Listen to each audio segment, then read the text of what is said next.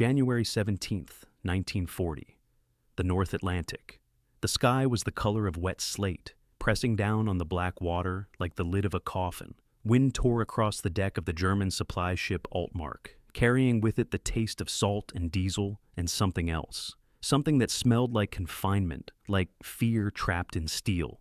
Below deck, in cargo holds never meant for human cargo, 299 British merchant sailors sat in darkness. They had been prisoners for months, plucked from the wrecks of their torpedoed vessels by the pocket battleship Admiral Graf Spee in the South Atlantic, then transferred to this floating dungeon for the long journey back to occupied Norway. They huddled against the cold metal walls, sharing body heat, rationing hope like the last crumbs of bread. Some had begun to believe they would never see England again. Some had stopped believing in anything at all. On the bridge, Captain Heinrich Dow checked his charts one more time. Norwegian territorial waters. Safety. The British destroyers that had been shadowing them had no authority here. International law was clear. Even in wartime, neutral waters were sacred. He allowed himself a thin smile. The Führer would be pleased. Nearly 300 enemy sailors delivered as proof that Germany controlled the seas, that the Reich's arm reached across oceans, that Britain's empire was already beginning to crack at the edges. If you find these stories of courage and strategy inspiring, please take a moment to like this video, subscribe to our channel, and share your thoughts in the comments below. Your support helps us keep these historical legacies alive. He did not know that in less than 6 hours, his ship would become the stage for an event so audacious, so seemingly implausible, that it would be argued about in maritime courts, debated in Parliament, and retold in pubs across England for generations. He did not know that the rules he counted on, the careful diplomacy of neutrality, the gentlemen's agreements that kept war civilized, were about to be shattered by a decision made in a windowless room in London, where a man with a cigar and a contempt for Nazi arrogance had just uttered 6 words that would echo through history. "Unless Norway protests, we act tonight." The man was Winston Churchill, then First Lord of the Admiralty. The act would be called the Altmark Incident. And what made it so extraordinary was not just the daring of the rescue, but what it revealed about the war that was still in its infancy. A war where the old rules were being rewritten in real time, where morality and legality collided in icy fjords, and where a single boarding action would expose the fragility of neutrality itself. To understand why 299 men were imprisoned in the belly of a supply ship in January 1940, you must first understand what the war looked like in those early months, the period historians would later call the Phony War. After Germany's savage conquest of Poland in September 1939, the expected apocalypse had not materialized. France and Britain declared war, certainly, but the Western Front remained eerily quiet. No massive bombardments, no waves of infantry charging across no man's land. Instead, soldiers on both sides sat in their fortifications, occasionally exchanging artillery fire, more often exchanging boredom. Civilians in London carried gas masks they never used. Children evacuated to the countryside grew restless and began trickling back home. In Paris, cafes remained open. The war, if you could call it that, seemed almost polite. But beneath this deceptive calm, another war raged, invisible, merciless, fought not on fields, but on the cold immensity of the Atlantic. Germany's surface raiders and U-boats prowled the shipping lanes, strangling Britain's lifeline. The island nation imported nearly 70% of its food, all of its oil, most of its raw materials. Cut those arteries, and Britain would starve before a single German soldier set foot on English soil. The Kriegsmarine knew this. Churchill knew this. And so, the Battle of the Atlantic had already begun, even if the newspapers weren't calling it that yet. The Admiral Graf Spee was Germany's most successful surface raider in those early months. A pocket battleship, fast, heavily armed, able to outrun what it couldn't outgun, it had hunted British merchant vessels across the South Atlantic like a shark in a school of fish. Between September and December 1939, it sank 9 ships totaling over 50,000 tons. But Captain Hans Langsdorff was no butcher. He adhered strictly to the rules of cruiser warfare.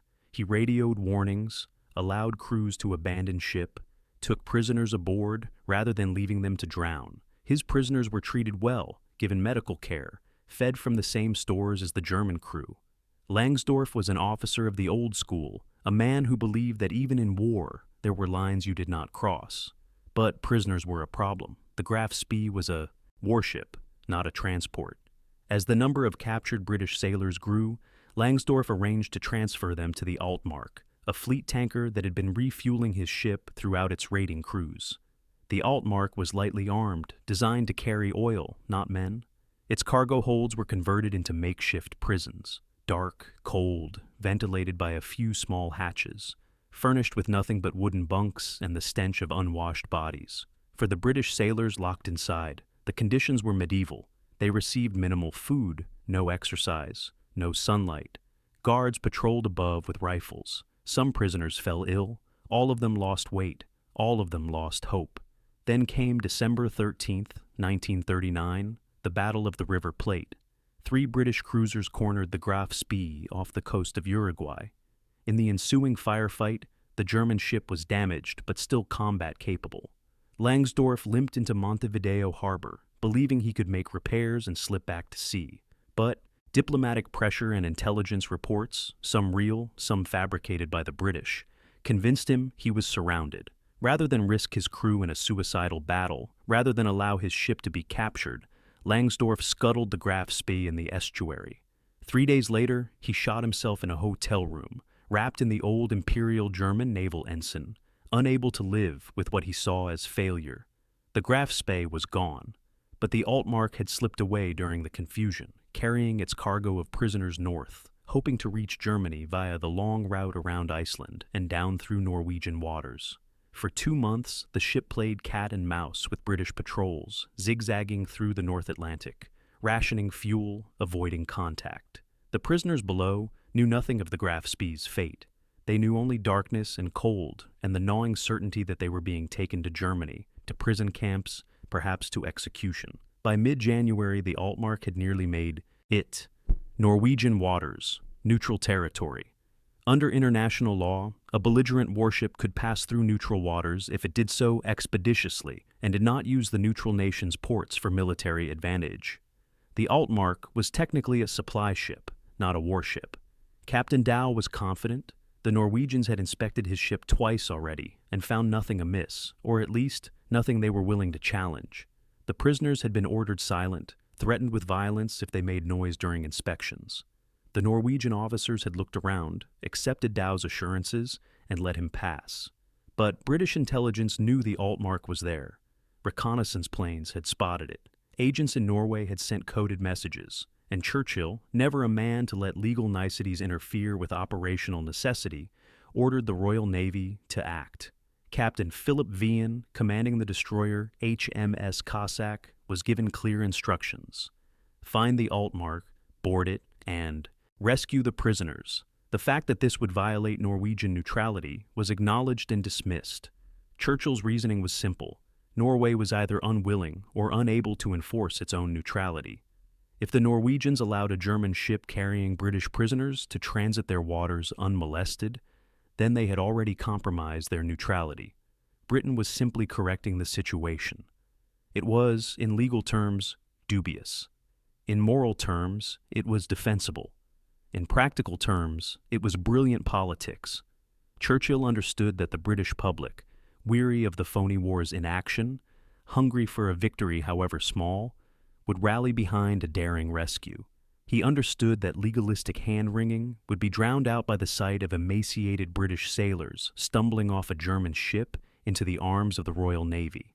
He understood that this was not really about 299 men. It was about showing the world and Germany that Britain was still willing to fight, still capable of bold action, still unconquered. The Altmark moved slowly through Fjord, a narrow finger of water cutting deep into the Norwegian coast. Sheer rock walls rose on either side, dark and indifferent, streaked with ice. The fjord was a natural fortress, barely wide enough for 2 ships to pass. Captain Dow felt the tension ease slightly from his shoulders. Just a few more hours, then open water, then home. At 22:50 hours, the lookout reported lights astern. British destroyers. The Cossack and her escorts had found them. Dow's blood turned to ice water. He ordered flank speed, but the Altmark was a tanker, not a greyhound. The destroyers closed fast. Dow considered his options. He could not outrun them. He could not outfight them. The Altmark's guns were no match for destroyers. He could surrender, but that meant losing the ship, the prisoners, and his honor. Or he could run the ship aground, deny the British an easy capture, and trust that Norwegian neutrality would protect him. He chose the rocks. The Altmark lurched as its hull ground against the submerged stone, shuddering like a wounded animal. The impact threw men off their feet. Below, in the dark holds, the prisoners were slammed against bulkheads, crying out in confusion and terror. They had no idea what was happening. Explosion? Torpedo? Were they sinking? On the bridge of the Cossack, Captain Wien watched through binoculars as the German ship wedged itself into the shallow water near the fjord's edge. A Norwegian torpedo boat, Skarv, moved to intercept, signaling protest. Wien ignored it. He maneuvered the Cossack alongside the Altmark, close enough to see the faces of the German crew on deck, close enough to smell the diesel smoke pouring from the tanker's stacks. Then he gave the order that would define his career. Boarding party away. 60 British sailors, armed with rifles, pistols, and cutlasses, actual cutlasses, weapons from another century, because no one had expected to fight a boarding action in 1940, scrambled across the gap between ships. It was the first hostile boarding action by the Royal Navy since the Napoleonic Wars. Some men leapt, some used grappling hooks, some climbed across jury-rigged planks. The scene was chaos. Shouting in 2 languages, the clang of steel on steel, the crack of gunfire. The German crew had been told the Altmark was unarmed. They were wrong. Some of the guards below deck had Luger pistols. As the British boarding party stormed the ship, a brief but vicious fight erupted. Men grappled in the narrow passageways. A German sailor lunged with a knife and was shot. Another tried to lock himself in the engine room and was dragged out. In the confusion, several Germans jumped overboard into the freezing fjord, preferring the cold water to capture. The Norwegian torpedo boat could only watch, impotent and furious, as British sailors violated neutral waters and boarded a German ship at gunpoint. Lieutenant Bradwell Turner led a detachment below deck into the labyrinth of holds and storage compartments. The air was thick, rancid. He heard thumping, muffled shouts. Following the sound, he reached a sealed hatch secured with a heavy iron bar. He lifted it and pulled the hatch open. A wall of stench hit him. Unwashed bodies, human waste, sickness.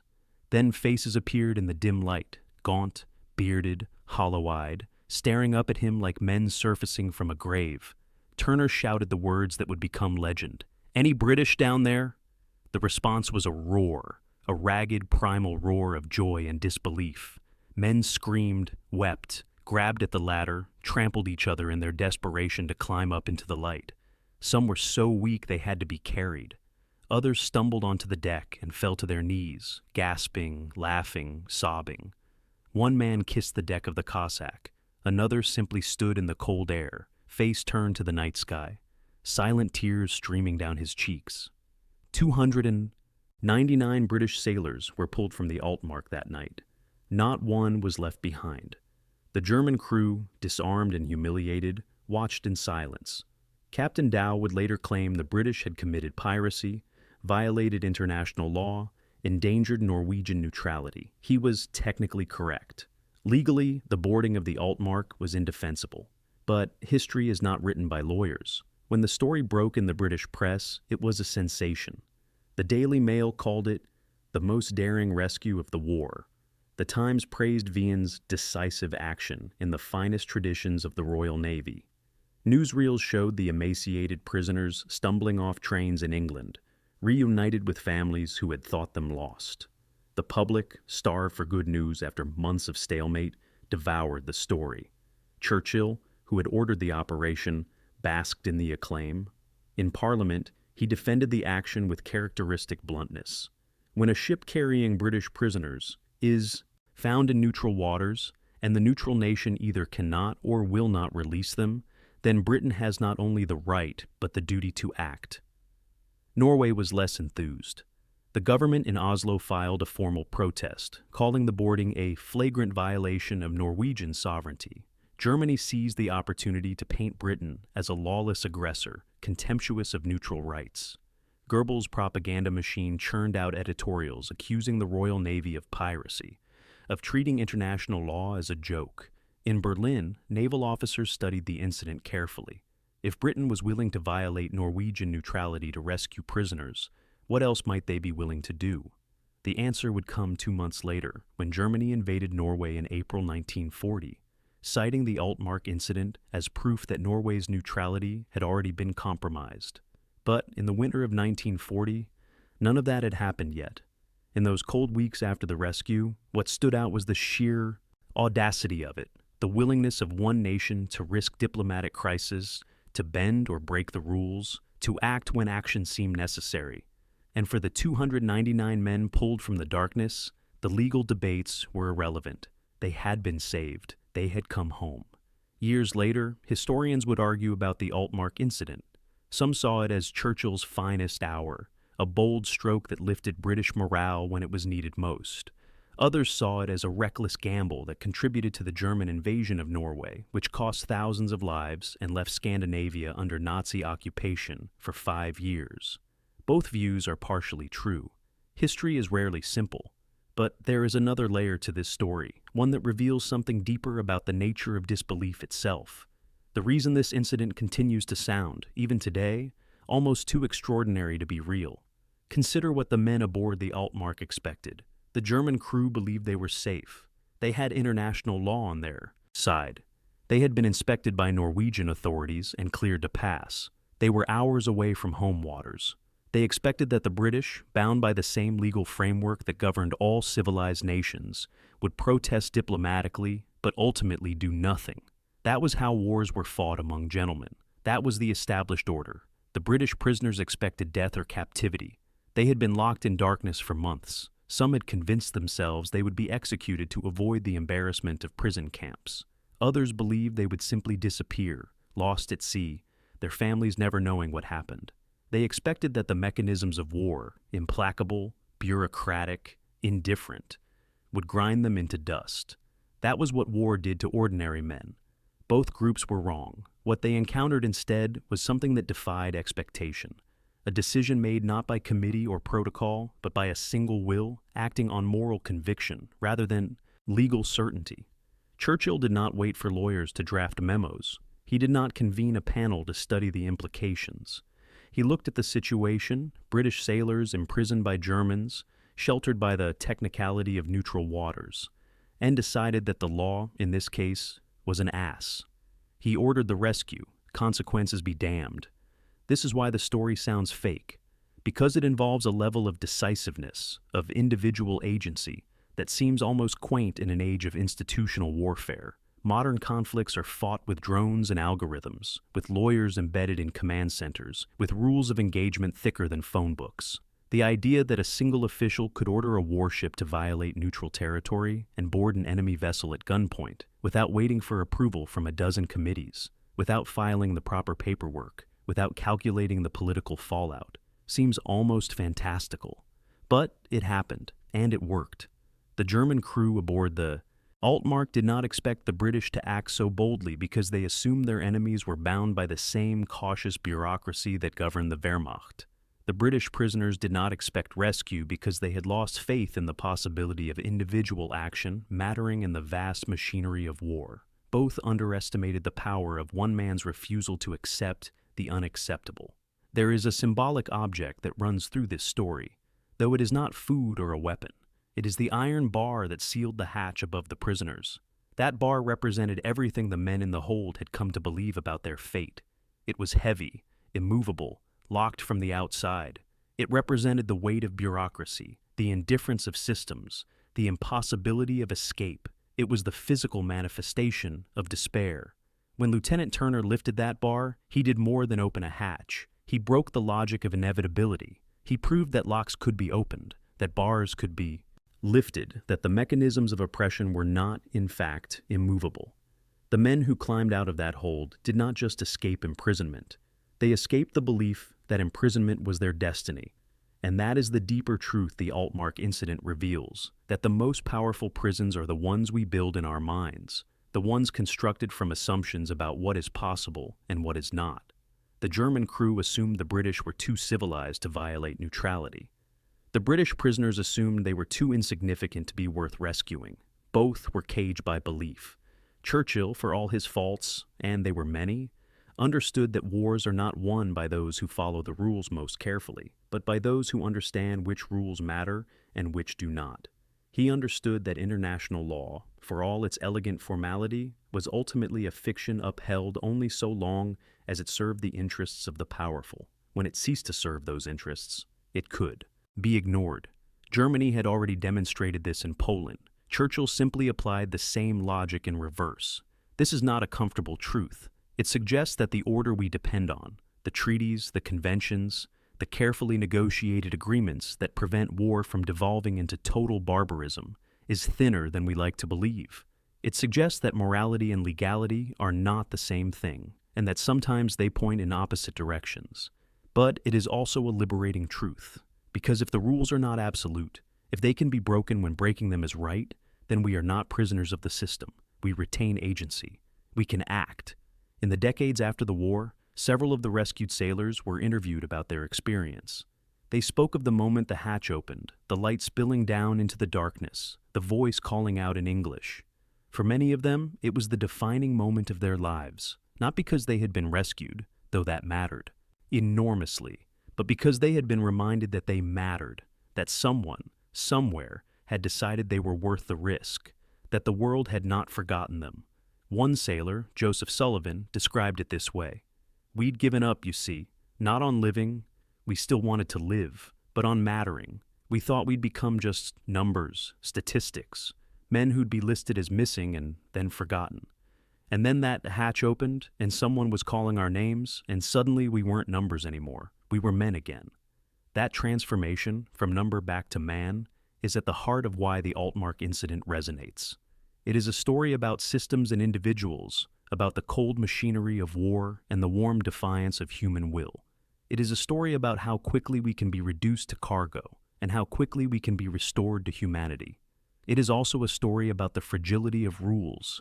The international order that governed the Altmark's passage through Norwegian waters was not strong enough to withstand a single determined act of defiance.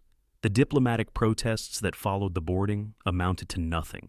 Words on paper, filed and forgotten. What mattered, what endured, was the action itself. The lifting of the bar, the opening of the hatch, the refusal to accept the unacceptable. There is a coda to this story that historians often overlook. In April 1940, Germany invaded Norway.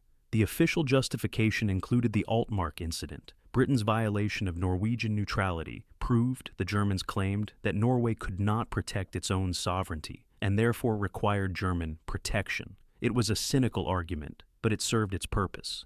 Norway fell in a matter of weeks. The Quisling government collaborated. The fjords where the Altmark had run aground became U-boat bases. The country that had tried to remain neutral became a fortress of occupation. And so, the question arises, was the rescue worth it? Did Churchill's bold action inadvertently provide Hitler with a pretext for invasion? Would Norway have been spared if the Cossack had never boarded the Altmark? The answer is almost certainly no. Germany was planning to invade Norway regardless. The strategic value of Norwegian ports and airfields was too great to ignore. If the Altmark incident had never happened, Berlin would have found another excuse. That is the nature of totalitarian regimes. They do not need legitimate reasons, only plausible ones. But the question itself reveals a deeper anxiety, one that has haunted democratic nations ever since.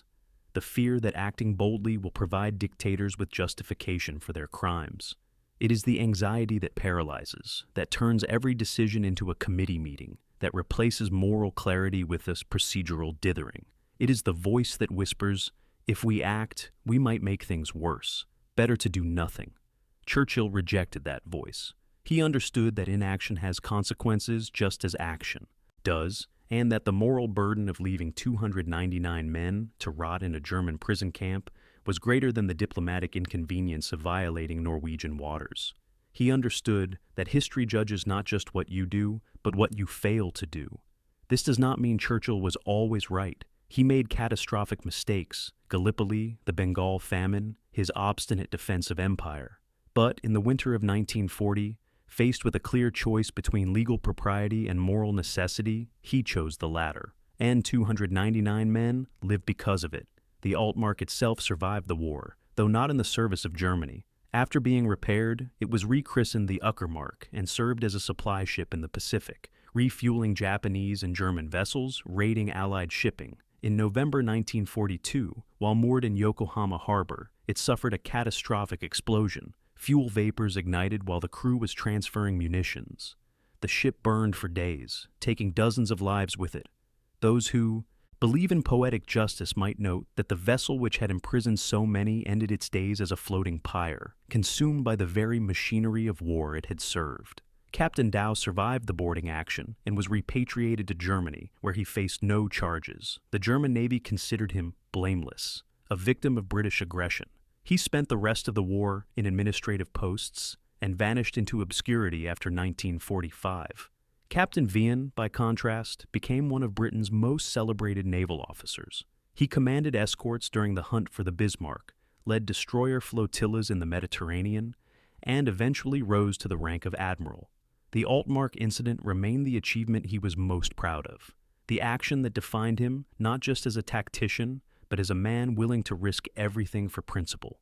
Lieutenant Turner, who opened the hatch, never spoke publicly about the incident. He returned to civilian life after the war and worked as a school teacher in Cornwall. When reporters occasionally tracked him down, seeking interviews, he declined. "I was doing my duty," he would say, "nothing more." But his students remembered him as a man who spoke often about the importance of small actions, of doing the right thing even when it was difficult, even when the rules said otherwise. He never mentioned the Altmark in class, but those who knew his history understood that everything he taught, about courage, about moral responsibility, about the power of individual choice, was rooted in that one night in a frozen fjord when he lifted an iron bar and called down into the darkness. The prisoners themselves scattered after the war. Most returned to the merchant marine, unable or unwilling to leave the sea despite everything it had cost them. A few wrote memoirs, though none became bestsellers. The public's appetite for war stories was exhausted by 1945, and the Altmark incident, dramatic as it was, seemed almost quaint compared to the horrors that followed. But in the pubs of Liverpool and Glasgow, in the union halls where old sailors gathered to drink and remember, the story was told and retold. It became a kind of secular scripture, a reminder that even in the darkest moments, rescue was possible, that the hatch could open, that someone might call your name. One sailor, interviewed in 1989 for a documentary, was asked what he remembered most about that night. He paused for a long time, staring at nothing, and then said, "The cold. The cold was the first thing I felt when I climbed out. And I thought, I'm alive. I'm cold, which means I'm alive. And then I thought, someone came for us. Someone actually came. That was the part I couldn't believe. Not the rescue itself, but that we mattered enough to rescue. That, in the end, is the true story the Altmark incident tells. Not a story about naval tactics or international law. Not a story about Churchill's brilliance or Vian's daring, though those things are part of it. It is a story about mattering, about the fundamental human need to believe that if we are locked in darkness, someone will come looking, that the hatch will open, that a voice will call down, asking if anyone is there, and that we will have the strength to answer. 86 years have passed since that night in Jøsingfjord. The men who climbed out of the Altmark are gone now, their names engraved on memorials or fading from family memory. The fjord is quiet, traveled by tourist ferries and fishing boats, its black water reflecting the same in different cliffs. The war that seemed so enormous, so all-consuming, has become history. Sanitized, simplified, reduced to dates and maps and grainy photographs. But the truth the Altmark incident reveals has not faded. It remains urgent, uncomfortable, necessary. It tells us that the systems we build, legal, political, bureaucratic, are tools, not gods. They serve us only so long as we have the courage to wield them and the wisdom to set them aside when they fail. It tells us that the rules which govern civilized behavior are fragile, upheld not by their inherent strength, but by the collective agreement to honor them. And when that agreement breaks, when one side treats treaties as toilet paper, clinging to the rules becomes a form of suicide. It tells us that individual action still matters, even in an age of institutions and algorithms, that one person making one decision can change the course of events in ways both profound and unpredictable. And it tells us that the greatest prison is not iron bars or locked hatches, but the belief that we are powerless, that the system is too strong, the enemy too ruthless, the world too indifferent, that no one is coming. Someone came for the men in the Altmark, not because it was easy or safe or legal, but because it was right. That is the story historians couldn't believe, not because the facts were in dispute. The records are clear, the witnesses consistent, the evidence overwhelming, but because it violates our modern assumptions about how the world works. We have become accustomed to institutions, to process, to the grinding slowness of bureaucratic decision-making. We have forgotten that history is made not by committees, but by individuals willing to act when action is hard. The iron bar was lifted, the hatch was opened, the men climbed out into the cold night air, blinking in the light, and the world, for a moment, was reminded that the machinery of war, however vast and impersonal, is still operated by human beings. And human beings can choose. That choice, to lift the bar, to open the hatch, to call down into the darkness, is the choice every generation must make. The specific circumstances change, the technology evolves, but the fundamental question remains. When faced with suffering, we have the power to end. Will we act?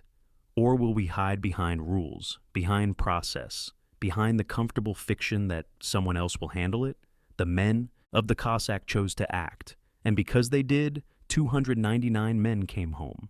That is not a story that sounds fake. It is a story that sounds impossible, which is precisely why it must be told, again and again, until we remember that the impossible is simply the name we give to things no one has had the courage to do yet. The fjord is dark, the water is cold, but somewhere, in the darkness, there are still voices calling out, waiting for the hatch to open. The only question is whether we will be the ones to lift the bar. Thank you for watching. If you enjoyed this historical deep dive, please like the video, subscribe to the channel, and tell us in the comments which historical figure we should cover next.